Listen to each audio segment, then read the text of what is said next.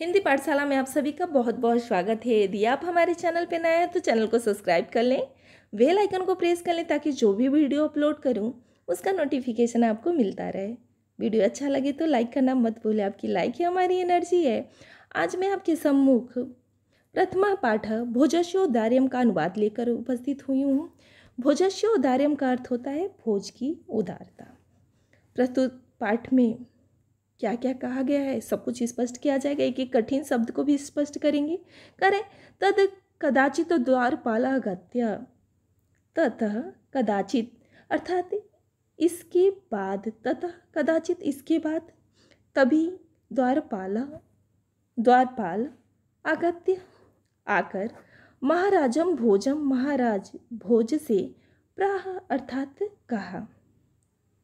देव कौपिनावशेषो मात्र लंगोटी को पहने हुए। कौपिनावशेषों का क्या अर्थ होता है लिख दे रहे हैं यहाँ पे। मात्र लंगोटी, कौपिनावशेषों अर्थात मात्र लंगोटी पहने हुए एक कह रहे हैं कि विद्वान द्वारी वर्तते। एक विद्वान द्वारी वर्तते अर्थात द्वार पर खड़े हैं। एक विद्वान द्वार पर खड़े हैं। राजा प्रवेश इति, राजा प्रवेश इति, तब राजा ने कहा, राजा बोले प्रवेश कराओ। तब राजा प्राह मतलब कहीं, प्रवेश कराओ। तत् प्रविष्ट स, तत् प्रविष्ट स, तब प्रविष्ट होकर, तत् प्रविष्ट स, तब प्रविष्ट होकर, स अर्थात वह। कभी भोजम औलोक्यम, कवि ने भोज को देखकर कहा।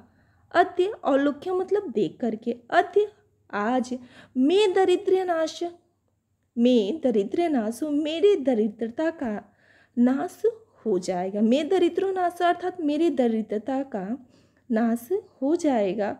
भविष्यति मत्वा तुष्टो हर्ष श्रुणि मुमोच, आगे कह रहे हैं कि भविष्यति मत्वा तुष्टो अर्थात भविष्य में पुनः कभी दरिद्रता आएगा नहीं, अर्थात आज मेरे दरिद्रता का पूर्ण रूप से समापन हो जाएगा या नाश हो जाएगा। मत्वा तुष्टो और उन्हें देख करके, तुष्टो हर्ष श्रुणि मुमोच, हर्ष अर्थात खुशी के या प्रसन्नता के, श्रुणि का अर्थ होता है आंसू, मुमोच मतलब बहाए, प्रसन्न हो खुशी के आंसू बहाए। राजा तम लोके प्राह, राजा ने उसे देखकर कहा, कभी किरोदसीति, हे कभी रोते क्यों हो। कभी क्यों की का अर्थ होता है क्यों, हे कभी रोते क्यों हो। ततः कविरा राजनम, तब कभी बोला या तब कभी बोले, राजन आकर्ण्यम मद गृह स्थिति करे। राजन आकर्ण्यम, तब कभी बोले राजन मेरे घर की दशा सुनिए, मेरे घर की स्थिति सुनिए। आगे देखा जाए क्या कह रहे हैं कभी राजा से। अये लजानुचे पति वचनम अकर्ण्यम गृहिणी शिशोकड़योतनाथ सुपहितवती दीन वदना। अये लजानुचे, चावल से, लजा, लजा का अर्थ होता है चावल से बने हुए खाद्य पदार्थ, जिसे क्या कहते हैं खीले कहते हैं। क्या कहते हैं लिखते हुए चलिए, खीले, खीले। पथि अर्थात मार्ग पे जाने वाला, राही या पथिक। वचन माकर्ण्यम, इस प्रकार की वचन कहा। गृहिणी अर्थात मेरी पत्नी। घर से बाहर रास्ते पर, पथि अर्थात रास्ते पे, खीले बेचने वाले के द्वारा, लजानुचे खीले बेचने वाले के द्वारा, ऊंचे अनुच्चय ऊंचे स्वर से, ऊंचे स्वर से, अये अर्थात अरे, लजानुचे अर्थात खीले लो की आवाज, वचन माकर्ण्यम वचन को सुन करके, मेरी दीन मुख वाली कह रहे हैं दीन वदनम, यहाँ से स्पष्ट होगा दीन वदनम अर्थात दीन मुख वाली, अर्थात जिसके मुख से ही दीनता स्पष्ट हो जाए। तो दीन मुख वाली, दीन वदनम अर्थात दीन मुख वाली पत्नी ने बच्चों को कर, पत्नी ने बच्चों शिशो अर्थात बच्चों के, कड़ों अर्थात कानों को, यत्नात अर्थात संभाल करके क्या कर दिए, सुपहित बंद कर दिए। पुनः ऊपर से देख लीजिए एक बार, कह रहे हैं कि घर से बाहर रास्ते पर खिले बेचने वाले के द्वारा ऊंचे स्वर से लजानुचे अरे अये अर्थात अरे खिले लो की आवाज़ सुनकर, बचनमा कड़ियम सुनकर के या सुनकर मेरी दीन वदन वाली, दीन वदनम दीन वदन वाली या दीन मुख वाली पत्नी ने शिशो अर्थात बच्चों के कानों को संभाल कर बंद कर दिया। कड़यतनाद अर्थात कानों को संभाल करके बंद कर दिया। स्पष्ट हो गया होगा। अब आगे बढ़ते हैं। सुपहित अर्थात दीन वदन वाली मेरी पत्नी ने मैं छिड़ुपाय यद कृतम दृश्वाश्रु बहुले, मैं अर्थात मैं, छिड़ुपाय उपाय से रहित, मैं उपाय से रहित, मैं दरिद्र उपाय से रहित होकर यद कृतम देखते हुए दृश्य श्रु बहुले अश्रुओं से भरी हुई जो दृष्टि डाली कर है, दृश्य अश्रु बहुले अर्थात आंसुओं से भरी हुई दृश्य अर्थात दृष्टि डाली, और मुझे दरिद्र पर जो आंसुओं से भरी हुई दृष्टि डाली, तदंतम शल्यम वह मेरे हृदय में, तदंत का अर्थ होता अंतःकरण में या हृदय में, शल्यम का अर्थ होता है कांटों की तरह क्या हो गया, चुभ गया। और जिसे निकाले में कर है तमसी पुनरुद्ध धर्तुमुचितम, और जिसे निकालने में आप ही क्या है, समर्थ हैं। स्पष्ट हो गया होगा। अब आगे बढ़ते हैं। राजा शिव शिव इति उदर्यत प्रत्यक्षरम लक्ष्यम दत्वा, राजा ने शिव शिव कहते हुए, राजा ने शिव शिव कहते हुए, शिव शिव का अर्थ होता है कल्याण, कल्याण अर्थात शिव शिव कहते हुए प्रत्यक्षरम प्रत्येक अक्षर पे, लक्ष्यम का अर्थ होता है लाख, दत्तम का अर्थ होता है दिया, और राजा ने प्रत्येक अक्षर पर लाख रुपया दिया। पुनः ऊपर से देख लीजिए। राजा शिव शिव इति उदरियन, राजा शिव शिव इति मतलब ऐसा कहते हुए, प्रत्यक्षरम लक्ष्यम प्रत्येक अक्षर पर, लक्ष्यम लाख रुपया, दत्तो मतलब दिया, प्रत्येक अक्षर पे लाख रुपया दिया, या देकर कहा, लाख रुपया देकर कहा, त्वरितम गच्छम गेह तुरंत घर जाओगे हम, अर्थात घर गच्छम मतलब जाओ, तुरंत घर जाओ, त्वद गृहिणी तुम्हारी पत्नी, त्वद गृहिणी अर्थात तुम्हारी पत्नी खिन्ना वर्तते दुखी हो रही होगी, तुम्हारी पत्नी दुखी हो रही होगी। आगे करें अन्यथा भोजम श्री महेश्वरम नमतुम, अन्यथा अर्थात दूसरे दिन भोज महाराज भोज, श्री महेश्वरम अर्थात शिव जी को, नमतु का अर्थ होता है प्रणाम करने के लिए, शिवालयम अगच्छत शिवालय गए। तदा कोपि ब्राह्मण वहाँ किसी ब्राह्मण ने शंकर के समीप जाकर कहा, करे तदा कोपि ब्राह्मण वहाँ कोई ब्राह्मण ने शंकर के समीप जाकर कहा, राजनम शिव सन्निधौ प्राहदेव, एक ही बात दो बार हो गया। तदा कोपि ब्राह्मण राजना शिव सन्निधौ प्राहदेव अर्थात ब्राह्मण ने शंकर के समीप जाकर कहा, प्राह अर्थात कहा, देव अर्थात हे देव, अर्धदानो वैरिड़ा गिरजा अर्धदानो वैरिड़ा गिरजा अर्ध शिव आशयहृतम, एक एक कठिन शब्द को बताते हुए चलेंगे। ये वाला भी मोस्ट इंपॉर्टेंट है श्लोक। कह रहे हैं कि अर्ध दानो वैरिड़ा अर्थात दानों के वैरी, दानों के वैरी कौन है, विष्णु जी। तो शिव जी का आधा भाग दानों के वैरी भगवान विष्णु ने ले लिया। गिरजा कह रहे हैं आगे, गिरिजया अपि अर्धम, गिरिजया अपि अर्धम, और आधा शरीर पार्वती जी द्वारा भी ले लिया गया। कह रहे शिव, पुनः आगे कह रहे शिवस्य अहृतम, शिव जी का ले लिया गया। अर्थात अब स्पष्ट हो जाएगा आप लोगों को कि भगवान शंकर की आधी देह दानोवैरी अर्थात भगवान विष्णु ने ले ली और आधी पार्वती जी ने ले ली। हे देव, दिव्यथम अर्थात हे देव, इस प्रकार जगति तले पृथ्वी तल पर पुरहर भावे, पुरहर भावे अर्थात भगवान शिव के देह रहित हो जाने पे, समूह कर समुन्न मिलती देह रहित हो जाने पे गंगा सागर अंबरम शशिकला नागाधीप मातलम, करें गंगा सागर को चली गई। कह रहे हैं कि देह रहित हो जाने पे किसको, भगवान शिव के देह रहित हो जाने पर गंगा सागर को सुशोभित करने लगी, अर्थात सागर को चली गई गंगा, अर्थात गंगा सागर अर्थात सागर को चली गई। कह रहे अम्बरम शशिकला, और कह रहे चंद्रकला, शशिकला का अर्थ होता है चंद्रकला या चंद्रमा की कलाएं, तो चंद्रकला अंबरम आकाश को, खरा है नगाधीपम मातलम, शेष नाग पृथ्वी तल से नीचे, करा नगाधीपम मातलम अर्थात शेष नाग पृथ्वी तल से नीचे को चला गया, अर्थात पताल लोक को चला गया। आगे देखा जाए, कह रहे हैं सर्व कह रहे हैं कि सर्वज्ञ त्वमधि रत्वमगतम त्वमात तु भिक्षाटनम, और कह रहे हैं कि सर्वज्ञ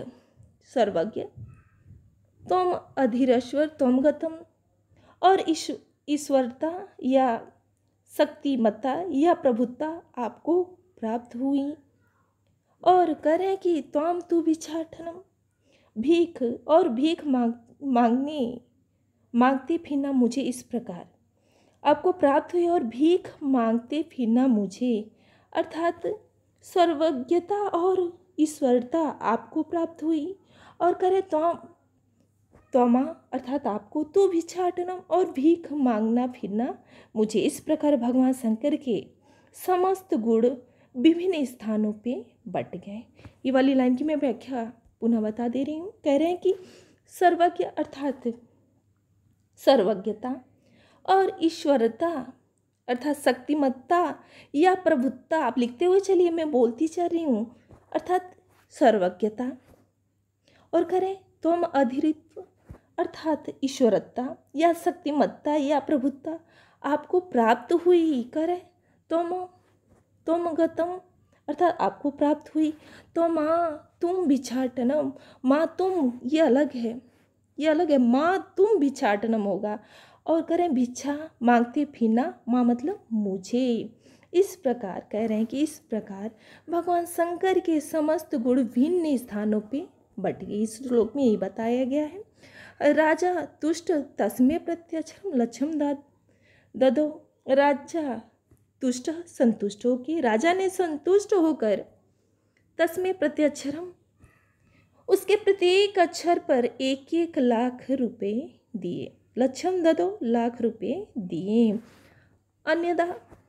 अन्य किसी दिन, अन्यदा अर्थात दूसरे किसी दिन या अन्य किसी दिन, राजा समुप स्थिता सीता प्राह, राजा ने पास में स्थित सीता नाम की किसी कवित्री से कहा, देवी प्रभात वर्णयमिति, हे देवी प्रभात का वर्णन करिए।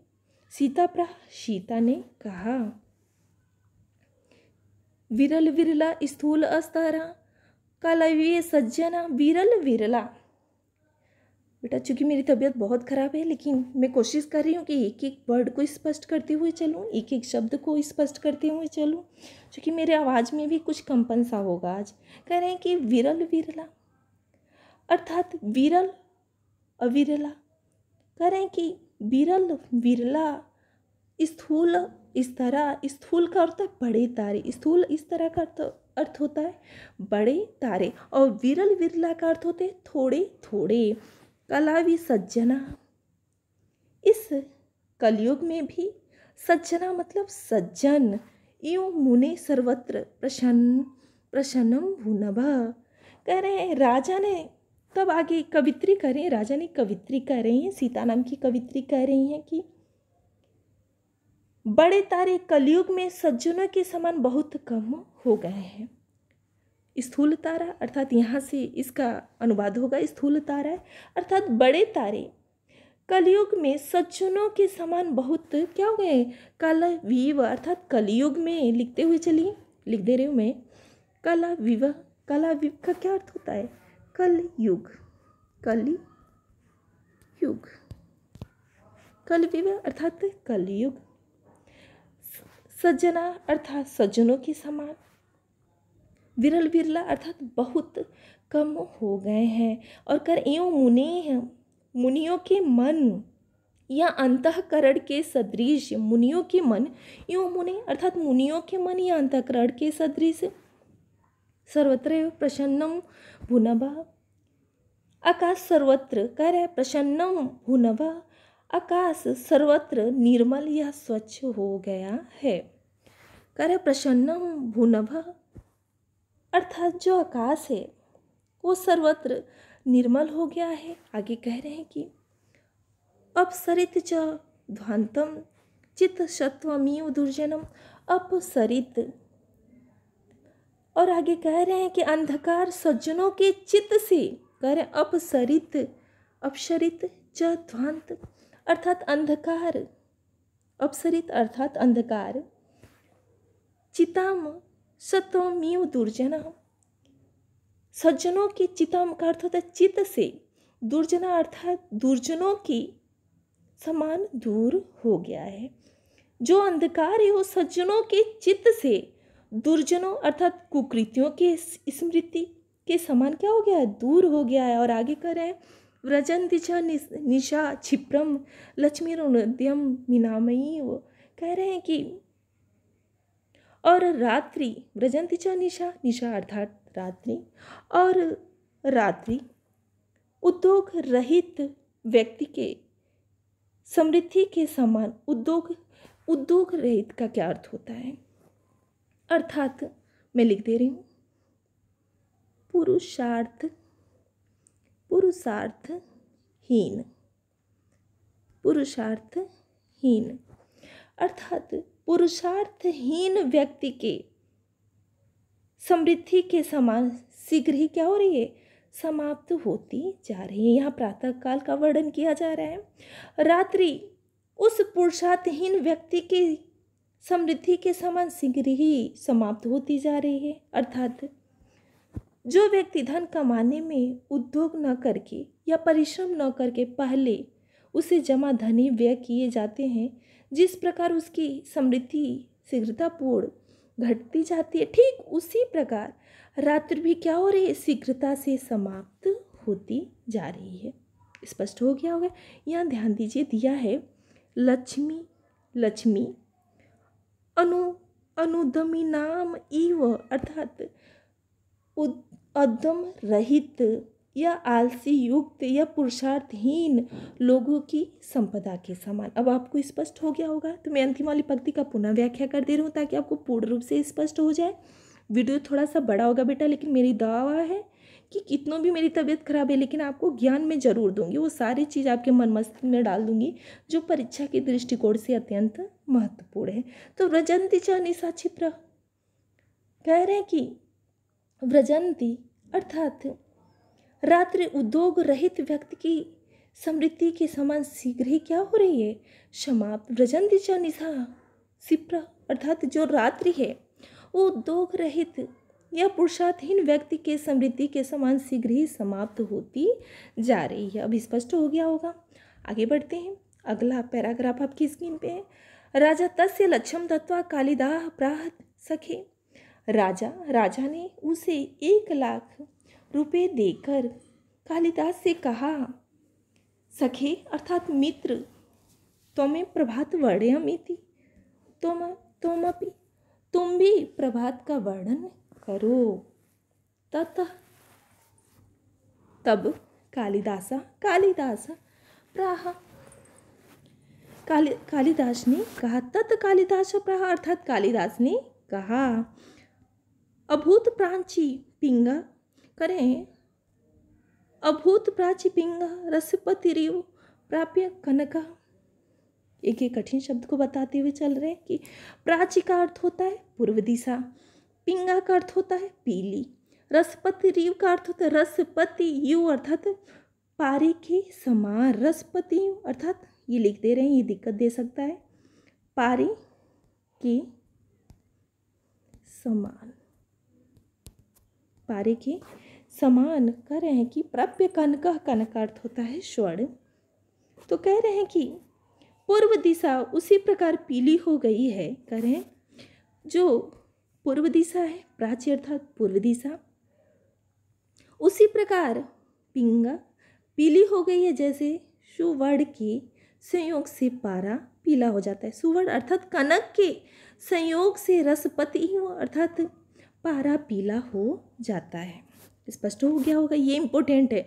इसके आगे आप डबल स्टार लगा लीजिए, हाँ मोस्ट इंपॉर्टेंट, इसके आगे आप डबल स्टार लगा लीजिए। करें गतश्या चंद्रो भुज बुधजन इव ग्राम्य सदीसी, करें कि जो चंद्रमा उसी प्रकार कांतिहीन, क्षमा चाहूंगी क्या हो रहा है, करें गतश्या जो बुधजन इव ग्राम्य सदसी, चंद्रमा उसी प्रकार करें कि गतस्य सचंद्रो अर्थात चंद्रमा की कांति हो गया, गतश्चय चंद्रो अर्थात चंद्रमा की कांतिमान हो गया है, चंद्रमा कांतिमान हो गया है, बुधजन यो ग्रामस्य सदसी, चंद्रमा उसी प्रकार कांतमान या कांतहीन होगा, कांतिहीन दिख पड़ता है, जैसे गंवार की सभा में विद्वान। करे बुधजन यो ग्राम सदस्य, ग्राम सदस्य का यहाँ अर्थ गंवारों से मूर्खों से, जैसे मूर्खों की सभा में बुद्धजन अर्थात विद्वान। चंद्रमा उसी प्रकार कांतिहीन पड़ गई है, जैसे गंवारों की सभा में विद्वान। स्पष्ट हो गया होगा। करे छड़म छीड़ा छीड़ा स्तरा, छड़म छीड़ा स्तरा निरपत्यम इवानुदयम परः, कह रहे हैं कि आगे क्षण अर्थात क्षण भर में, तारे क्षण भर में, छिड़ा तारा जो तारा है, तारे क्षण भर में उसी प्रकार छीड़ हो गए हैं, जैसे उद्योग रहित राजा गढ़। निरपत्य का अर्थ होता है राजा गढ़, एवं अनुद्यम परा उद्यम से रहित।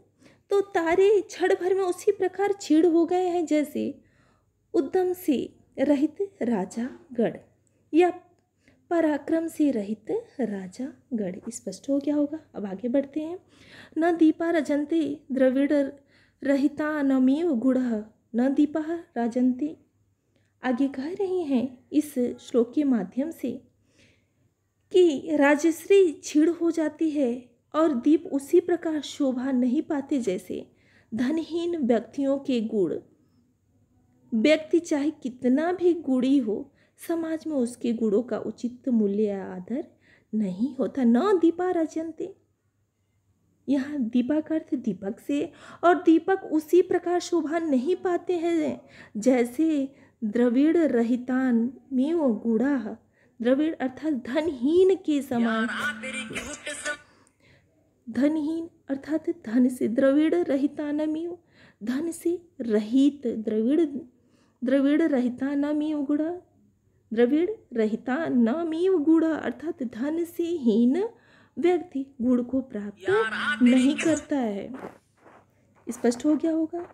राजम तुष्टति तस्मै प्रत्यक्षरम लक्ष्यम ददो, राजा तुष्टति राजा संतुष्ट होकर के, तस्मै उसके प्रत्येक अक्षरम प्रत्यम अक्षरम लक्ष्यम ददो, प्रत्येक अक्षर पे लक्ष्यम लाख रुपया ददो दे दिया। भोजम ये भोज प्रबंध से लिया गया है। मैं पुनः बता दे रही हूँ इस पंक्ति को। राजा तुष्ट राजा संतुष्ट होकर, तस्मै उनके प्रत्यक्षरम प्रत्येक अक्षर पे लक्ष्यम ददो, लक्ष्यम अर्थात लाख रुपया दे दिए। किससे लिया गया? ये भोज प्रबंध से। ध्यान दीजिए बेटा, आज आपसे मेरा ये अनुरोध है कि प्रत्येक विद्यार्थी इस वीडियो को जो भी देख रहा है कम से कम अपने 3 सहपाठियों के पास शेयर करे, ताकि जो भी ज्ञान आपको दिया जा रहा है वो ज्ञान अन्य विद्यार्थियों तक भी जाए। आज का वीडियो आपको कैसा लगा? अपने विचार और सुझाव को कमेंट बॉक्स में लिखना मत भूलें। इसी के साथ मैं वाणी को विराम दूंगी। आप सभी विद्यार्थियों से इजाज़त लूँगी। धन्यवाद।